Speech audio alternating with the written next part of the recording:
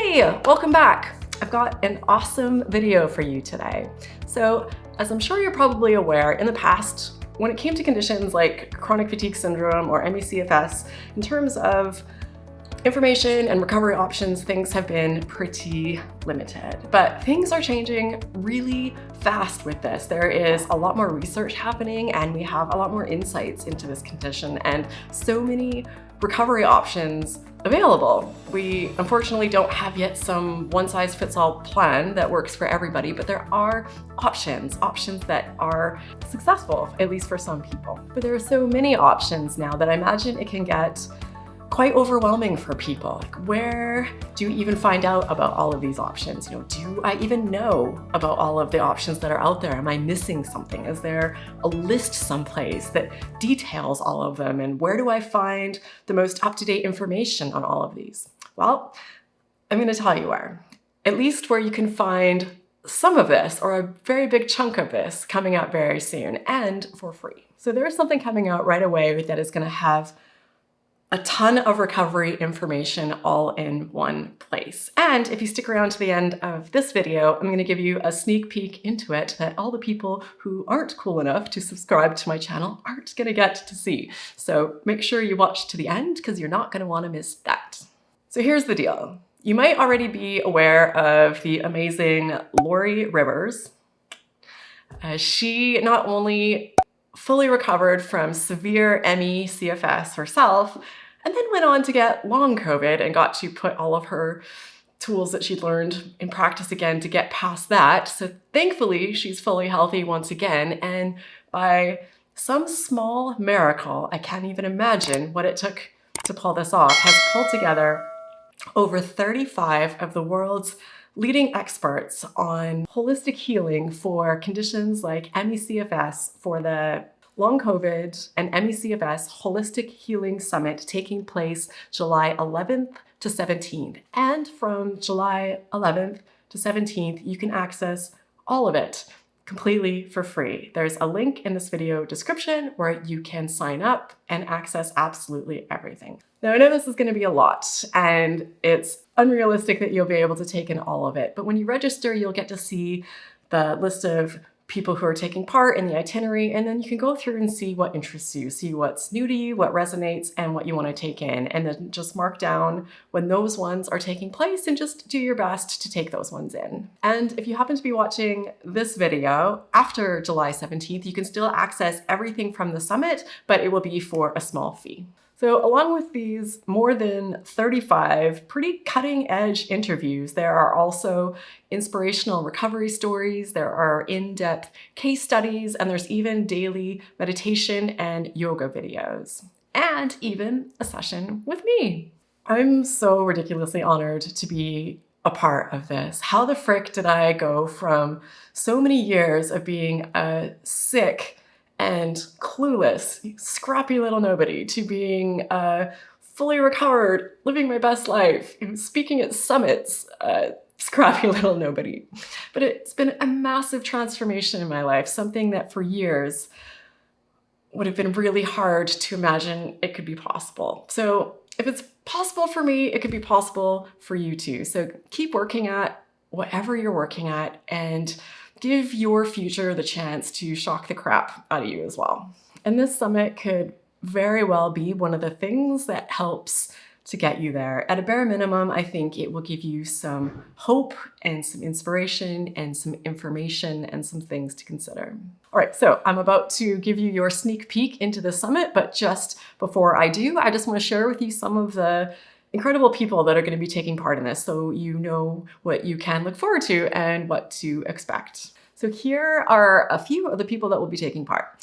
You'll get to hear from Dr. Charles Lapp of the Hunter Hopkins Center, Dr. Jacob Teitelbaum, he is the author of From Fatigued to Fantastic, Dr. Nancy Klimas, who is currently doing a government-funded study on long COVID, Rob Bessner, who talks about the benefit of sunlight, light therapy, and infrared saunas, Jennifer Mann of the Chronic Fatigue School, Dr. Natasha Campbell-McBride, talking about the GAPS diet and how to heal your microbiome, John Osipinski on using your lymphatic system to heal, Alex Howard, author of multiple Emmy CFS books and founder of the Optimum Health Clinic, Dr. Kim Doramo, bestselling author of The Mind Body Toolkit, Dan Neufer, author of CFS Unraveled and founder of the ANS Rewire program, Ashok Gupta of the Gupta program, Dr. Bradley Nelson, author of The Emotion Code, and so many other amazing people. And now I'm going to share with you a part of my session from the summit that you can only see right here. One of the most frequent questions that I get is literally, how do I get well? How do I recover from this? And so I'm curious. I'm going to ask you that question through the lens of all of these recovery stories that you've been exploring. Yeah, it's an interesting question to answer, isn't it? Because there isn't one answer, right? If there was one answer, we wouldn't need to be doing this right now. Everyone's experience is a little bit varied, but yet there do seem to be themes. So I guess, starting with more general themes that I've noticed with people, and some of them very good and very inspiring. Just the one theme, because I get asked a lot, here's my specific circumstance. Do you think recovery is possible? Have you talked to someone who recovered after 20 years, 30 years, after being bedbound, after having this sort of specific onset and so forth? And just in my opinion, and from so many people that I've talked to, it seems that recovery is possible for virtually all circumstances, because I've talked to people that have recovered in every stage of life after being sick for many, many years, or a shorter duration of time, people who have been severely unwell and bedbound, or a more milder form of the virus, people that have been so sick and just had so many things going on that you would think there's just no way they're coming back from this. And then they really fully do. So that's one theme with recovery, is that I don't think there's any one instance where you have a chance of recovery and other instances where you don't. It really seems to be across the board that people are coming back from all sorts of circumstances, which is really, really encouraging. Another theme that I hear from people is that I really just starting with the basics can go a long way. Yes, there are a variety of things that help people fully get back, but I think virtually all of us underestimate how powerful just supporting our body's own healing mechanisms can be, and that our bodies are really powerful healers under the right circumstances. So if you're facing something like this, it sounds like, from the people I've talked to, in my experience as well, is that a good place to start is just with the basics. Like, are you getting some sunlight? Are you spending some time in nature if you're able? Are you drinking enough water? Are you eating nourishing food? Are you managing your stress? Are you keeping toxic stuff out of your life as much as possible? Do you have some gentle movement in your life? Do you have love and connection with the people around you? And I know that all sounds like not the answer that people are looking for, but virtually everyone I talk to has talked about how those aspects were important, and they really can go a long way. And people are saying things like, if you would have told me that I would have been using meditation, to try and come back from something so serious, I would have thought you were crazy. But virtually everyone I talk to has found that those basics have been really important for them. That being said, perfection is also not necessary. No one that I've talked to has had this perfect, pristine daily routine that they followed flawlessly, has had a perfect diet. People, you have to be serious about it and do the best you can, but nobody's been perfect. And I think that's important especially since a lot of us who face this seem to be that perfectionist type A kind of personality, and that can get in the way, I think, if you're going at your recovery too hard and that type A perfectionist is driving your recovery bus. So it's also important to know that, just having compassion with yourself and not expecting perfection, because it doesn't seem, no one I've talked to got it perfectly. So, and thinking about too, like when we get to more physical themes with recovery, I've definitely noticed from a lot of people that I've talked to, not everybody, but people who have incorporated some sort of neurological aspect into their recovery program have seen a lot of success. And I think there's a tendency to not want to go near this stuff sometimes, because it has this feeling of like, are you saying this is all in my head?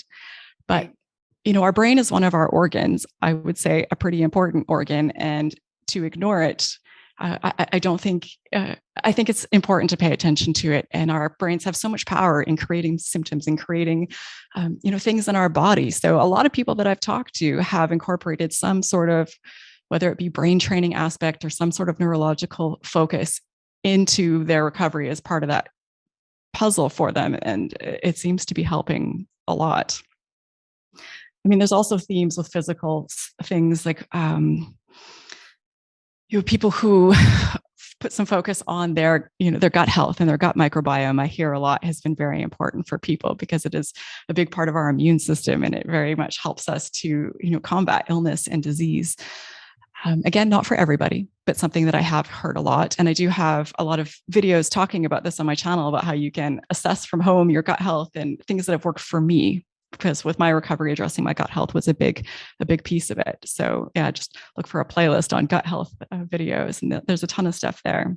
A diet is important for some people, but not as important as I would have thought. For me, diet was a massive piece of my recovery. I credit a lot to that. And lots of other people credit diet as part of their recovery puzzle as well, but it rarely looks the same. I've heard everything from a pure vegan diet to a 100% carnivore diet to anti-inflammatory diets. So it would be so great, wouldn't it, if we could just say, this is the diet that you should be on. This is what's going to work for you. I mean, no one said to me that, I started eating more sugar and drinking more alcohol and eating more processed food, and then suddenly I was better. So I guess there are definitely some themes. I think it's just that one size fits all. Once we eliminate the junk, when we get to the core of it, there does seem to be definitely some variation in what works for people, which is good to know, because if you're trying a diet that has worked for other people and it's not working for you, then it's, okay, that's okay. Maybe this isn't quite the right fit for you.